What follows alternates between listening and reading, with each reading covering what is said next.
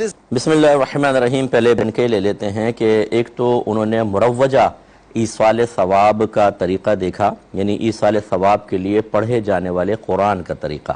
وہ کہتی ہیں اس کا طریقہ ہم نے دیکھا کہ پہلے سورہ فاتحہ پڑھتے ہیں، پھر اندر کی مخصوص آیات پڑھتے ہیں، پھر چاروں کل پڑھے جاتے ہیں. لیکن میرا بچہ اور سورہ اخلاص کو 3 بار پڑھتے ہیں.